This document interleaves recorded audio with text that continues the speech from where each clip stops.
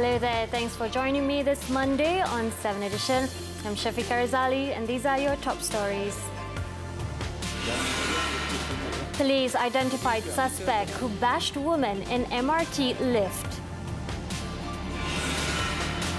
A by-election will be held for Rantau State seat. And 7 Labour lawmakers quit party.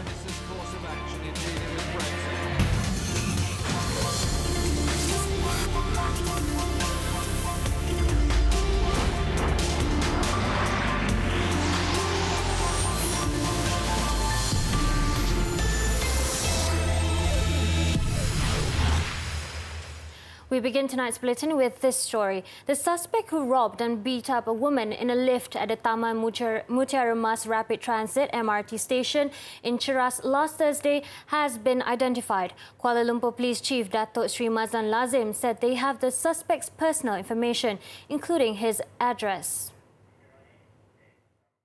Kita telah identify suspek yang gunaan. Pihak kita telah identify di mana pada jam 6.30 sebelum kejadian itu, dia telah pergi kepada sebuah supermarket. Di situ dia samun lah. Dia samun di sebuah supermarket. Kemudian dia nampak perempuan Cina ni, yang mana pengadu ni, mangsa ni naik lift, nak naik lift.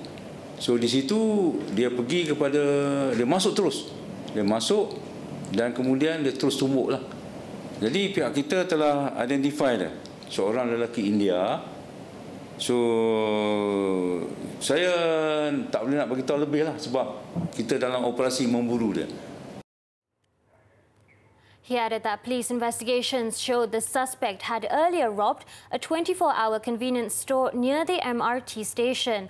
Last Thursday, a 48-year-old woman was punched and kicked several times by the robber in the lift. In the 6:45 a.m. incident, the suspect followed the victim into the lift before assaulting her and running away with her belongings.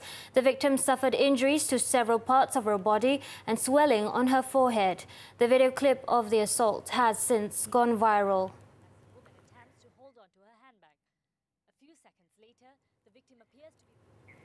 Now, when commenting on the lift robbery case, Deputy Prime Minister Datuk Sri Dr. Wan Azizah Wan Ismail said there is a need to enhance the overall safety and monitoring mechanism in areas where crime is rampant, other than depending on closed-circuit television, CCTV. She said this is to ensure that swift action can be taken should an untoward incident occur in the area. Speaking to reporters after the 2019 Malaysian Urban Forum, she also advised women to avoid travelling alone and to learn self-defence techniques. Nakkan pengawasan yang lebih menyeluruh lah. Patutnya ada pengawasan sepanjang masa. Maksud dia CCTV, so adalah mesti control room kan, supaya tidaklah nampak macam the poor girl kena belasah seorang tu. At least ada immediate action. Commenting on the CCTV itself, Datuk Sri Dr. Wan Azizah said it was understood that it was placed in the control room, thus no one could see the woman being attacked. When asked if there should be security escorts at train stations to accompany female users who are alone, Datuk Sri Dr. Wan Azizah agreed, saying that she thinks there should be. However, she believed it would be difficult to find people to work as security escorts during the early hours. Police in Georgetown, Penang seized more than 70 kilograms of drugs worth hundreds of thousands of ringgit from a mini drug processing lab on Saturday. 4 syndicate members, including the syndicate leader, were also arrested in 3 raids. The raid at a residence in Taman Central, Butterworth, led to the discovery of the drug lab and the arrest of 2 syndicate members in their 30s and 40s who tested positive for drugs. Police seized 33.8 kilograms of heroin, 745 grams of heroin base, 44.8 kilograms of caffeine powder, 550 grams of chemical liquids and other items for drug processing. According to Bukit Aman Narcotics Crime and Investigation Department Director Datuk Sri Mohammad Saleh, the seized drugs were worth an estimated 556,000 ringgit and can be sold to up to 113,000 drug addicts. At the same time, the other two raids in Air Hitam and Jelutong saw the arrest of the syndicate leader and another man respectively. Police also seized 8,000 ringgit and 4 cars worth a total of 392,000 ringgit. 3 of the suspects, including the leader, have past records for drug-related offences. Now, according to Datuk Sri Mohamad, the syndicate members do odd jobs, but their prime focus is drug trafficking. All 4 suspects are in remand until February 23rd, and the case is being investigated under Section 39(b) of the Dangerous Drugs Act.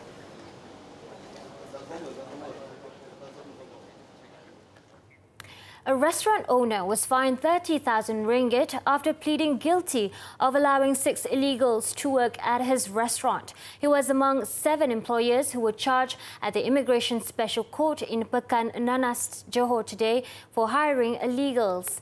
67-year-old Aziz Abu Bakar was accused of allowing 6 illegals to work in his restaurant at Taman Nong Chek, Johor Bahru on November 28 last year. The charge under Section 55E of the Immigration Act provides a maximum fine of 10,000 ringgit or up to 12 months imprisonment or both upon conviction. 6 other employers aged between 30 and 53 were also charged with hiring illegals. They allegedly committed the offences between October 15, 2018 and January 11, 2019. All 6 pleaded guilty to the charge and were fined between 5,000 ringgit and 30,000 ringgit.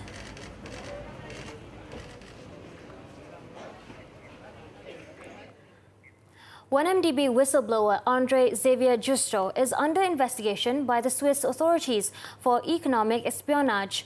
It was reported that the Swiss Justice Minister Simonetta Sommaruga had authorized to prosecute Justo.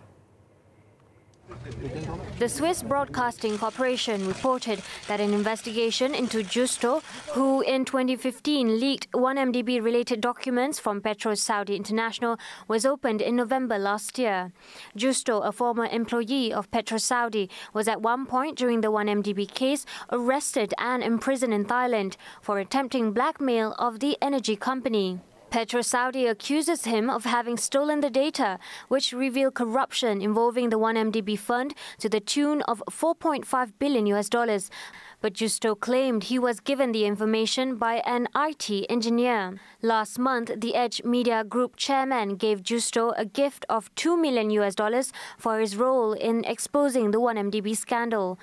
The Swiss Office of the Attorney General later confirmed the probe, but declined to give further information on the case. A suit brought by former Bersih 2.0 chairperson Maria Chin Abdullah against the Inspector General of Police, the Home Minister and the government over her wrongful detention under the Security Offences Special Measures Act, SOSMA, was settled amicably. All parties have agreed to resolve the dispute after the 3 defendants agreed to pay 25,000 ringgit in damages and 5,000 ringgit in costs to Maria Chin. The consent judgment was recorded by High Court Judge Datuk Hasmat Nik Mohamad in chambers. Maria Chin's counsel, Datuk Gurdial Singh Nijar, said his client has brought this case based on her principles, as this is a persecution against her because SOSMA is actually an act brought against terrorists. Although the amount is not high, Maria Chin felt vindicated for the settlement.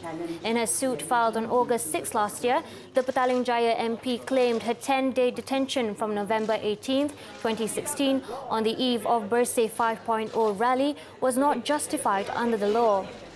Maria Chin contended that her arrest was based solely on her political belief or political activity, as well as to intimidate the public generally about participating in the rally.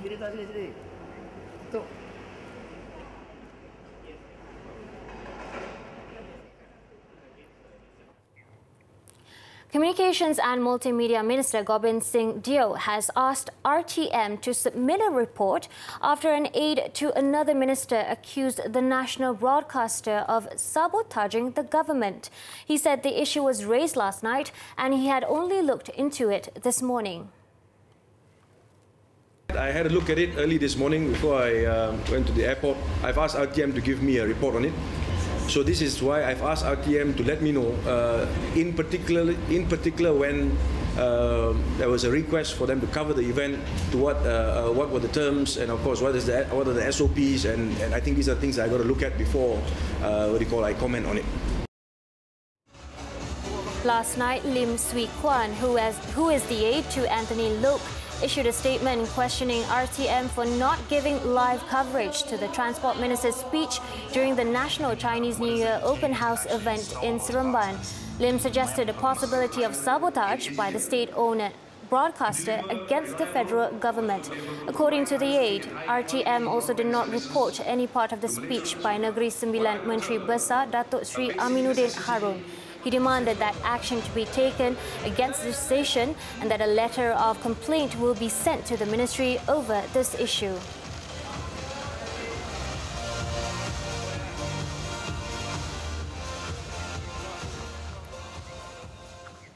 The moratorium on bauxite mining activities will be lifted in April. Water, Land and Natural Resources Minister Dr. Xavier Jayakumar said all existing 435,000 tonnes of bauxite stockpiled at the Kuantan and Kemamam ports must be cleared by March 31st. Dr. Xavier said the Cabinet has agreed to a new standard operating procedure which incorporated 4 important aspects. They are bauxite extract management, transportation and enforcement, storage area and management at the ports, and the export of bauxite. He stressed that those who disregard the rules will be heavily penalized. The Pahang Iron Ore Operators Association had long been seeking the government to lift the moratorium imposed since 2015 due to concerns over rising pollution from the activity. The association estimates that at least 90% of the bauxite was still unmined, and if managed properly, this could rejuvenate Kuantan's economy.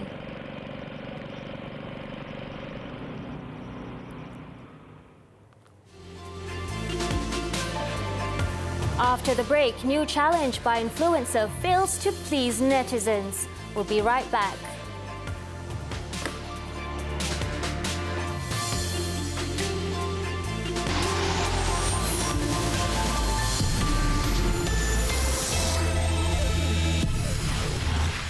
Welcome back. Now let's hop on to our daily segment Clickbait, where we take a look at what's trending and making rounds in the cyber world today. Nowadays, with the rapid evolution of social media and online networking, social influencers play a huge role in setting a good example to the public. It's totally fine when you commit yourself to providing entertainment to keep your fans engaged. But when you're not careful, that's when idiocy takes place. Recently, a local influencer decided to share a series of videos showing him and his friends leaving shop counters abruptly without paying, and a challenge he created with the hashtag Jangan Bayar Challenge or Don't Pay Challenge. And of course, the response from fans and non-fans were definitely harsh. The influencer uploaded the video last week on his Instagram account, and a repost of the video on Twitter accumulated almost 1 million views as of now. It contained 4 scenes, each showing the boys casually walking away from cashiers as soon as they are called out by the person recording them to not pay, leaving the cashiers confused. The acts received a lot of criticism and backlash from netizens who condemned the behavior as they were encouraging robbery. One netizen, the person behind the reposted video, compared the action to a man who was given jail time for stealing food to feed his hungry kids. The repost sent hundreds to reply in anger towards the influencer. Now, here's the twist. In an interview with M-Star Online, he admitted that the video was actually staged. The 22-year-old said an agreement with those involved in the video had been done and the staff bought had been paid prior to the acting. Well, in any way it is, perhaps it's not the best challenge to start, especially when there's a lot of youngsters who can easily get influenced. Let's hope this explanation goes around well and no one tries this challenge out for real.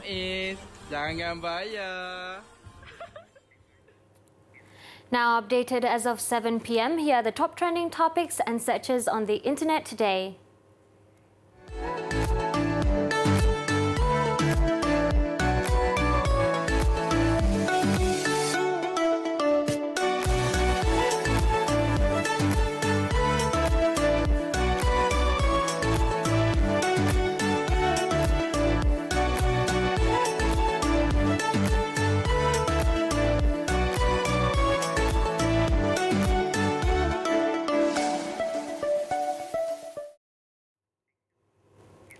More on local news, the Rantau State Assembly seat in Negeri Sembilan will see a by-election after UMNO Deputy President Datuk Sri Mohamad Hassan lost his appeal bid at the Federal Court. This was after the Apex Court dismissed the former three-term Assemblyman's appeal against the election court's decision in declaring the 14th general election results for the Rantau State seat as being null and void. The five-man bench, led by Chief Justice Chief Tan Sri Richard Malanjum, unanimously decided on the dismissal of Datuk Sri Mohamad's appeal against the election court's decision. The bench also ordered the Election Commission, EC, and Datuk Sri Mohamad to pay 10,000 ringgit each in damages to PKR candidate Dr. S. Sreeram. Last November 29th, the UMNO Deputy President appealed against the Seremban's election court decision to order a fresh election after allowing Dr. Sreeram's petition to nullify Datuk Sri Mohamad's victory. The election court judge Datuk Azimah Omar declared the results for the state seat as null and void after ruling that Datuk Sri Mohamad was not duly elected as Rantau Assemblyman. Dr. Sreeram, who is an anaesthetist by profession, was prohibited from entering the nomination centre on April 28 last year because he did not have a pass issued by the EC. Meanwhile, Datuk Sri Mohamad said he is ready for a by-election to defend the Rantau seat, although he did not expect the Federal Court to dismiss his appeal. PKR Vice President Zuraida Kamaruddin has expressed hope that the party's leadership would consider female candidates to contest in the Rantau by-election. Zuraida, who is also Housing and Local Government Minister, when speaking to reporters in Putrajaya today, said this is in view that there were no female candidates being fielded in the past by-elections, including in Semeneh. Saya memang selalu mengangkat agenda wanita dan saya akan minta untuk agar kali ini diberikan peluang kepada calon wanita untuk bertanding, memandangkan Negeri Sembilan juga adalah negeri yang mengamalkan adat apa Patih? Zuraida said among the criteria the candidate should possess is the desire to serve the people. It was earlier reported that Zuraida had opposed to Dr. Sreeram being fielded again by the party for the upcoming Rantau by-election in Negeri Sembilan. Instead, Zuraida said she was proposing a woman to contest in the seat.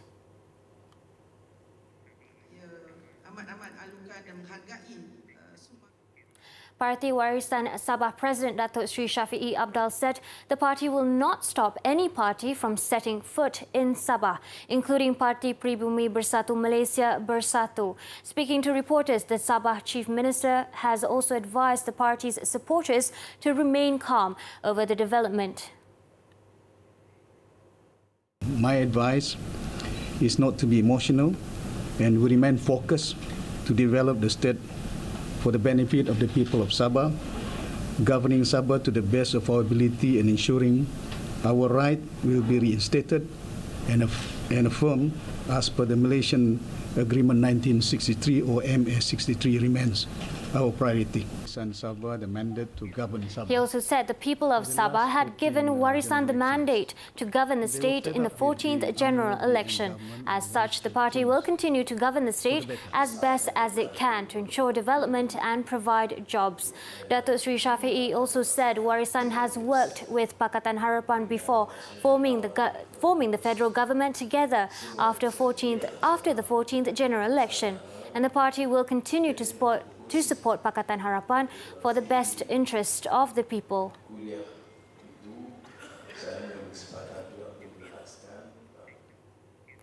Meanwhile, PKR President Datuk Sri Anwar Ibrahim is urging Bersatu to discuss with Warisan in the spirit of Pakatan Harapan.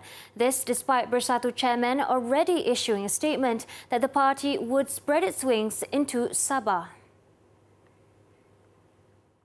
Oleh kerana hubungan kita dengan Warisan itu baik, saya fikir apapun keputusan harus berunding dan ada kesefahaman. Ini dalam cara kita dalam parti begitu. Walaupun Bersatu dah buat kenyataan, tapi saya fikir sebaiknya diundingkan terus supaya jangan ada ketegangan di antara parti. Program ini bermaklumat bagi Sabah PKR Vice Chairman Kenny Chua had previously questioned the timing and rationale of Bersatu entry into the state. Chua said Bersatu should stay out of Sabah as it was already in good hands under the Warisan-led state government.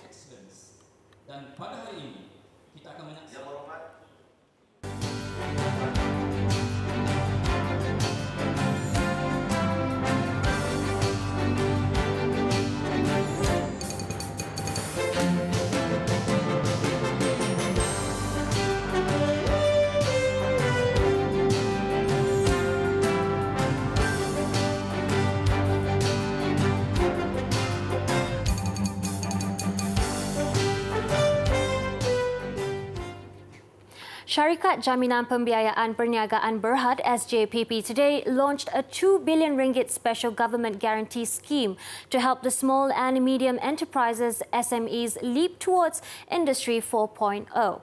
Finance Minister Lim Guan Eng said the 2 billion ringgit was part of a total of 6.5 billion ringgit guarantees allocated in the 2019 budget designed to increase access to financing for the local SMEs. This is important as you find the banks are naturally very risk adverse and generally prefer to lend to large companies as well as to those who do not actually need any financing. Through SJPP, we hope to change this and help to spur the SME sector forward. Under the 2 billion ringgit guarantee scheme, up to 70% of borrowings made by SMEs would be guaranteed by SJPP. Since its inception in 2009, SJPP had made available a total of 35 billion ringgit guarantees, of which 18 billion has been used up and benefited 14,000 SMEs nationwide.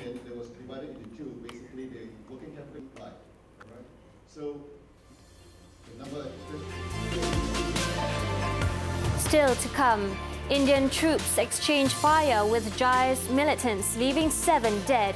Don't go away.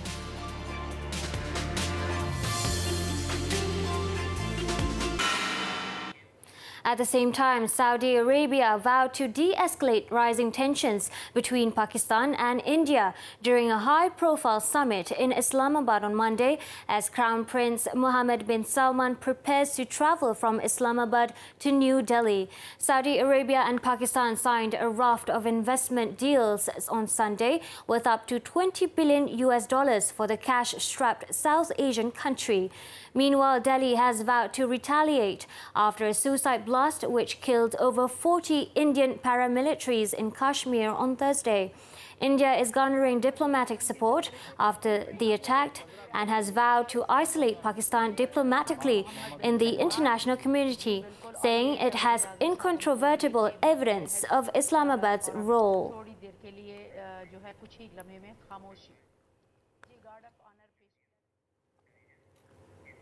In a hastily arranged press conference in London, 7 Labour lawmakers quit Britain's main opposition party on Monday in protest at the party's leadership's support for Brexit and its failure to stamp out anti-Semitism. We represent different parts of the country. We are of different backgrounds. We were born of different generations, but we all share the same values. From today, we will all sit in Parliament as a new independent group of MPs. Luciana Berger, Chris Leslie, Angela Smith, Gavin Shuker, Mike Gapes, Anne Coffey and Shuka Umuna confirmed their resignations at a press conference in London. They will continue to sit as lawmakers in Parliament under the banner The Independent Group. The departure of the lawmakers underlines the mounting frustration with Corbyn's reluctance to change his Brexit strategy. With only 39 days until Britain leaves the EU, divisions over Brexit have fragmented British politics, breaking down traditional party lines and creating new coalitions across the country's left-right divide.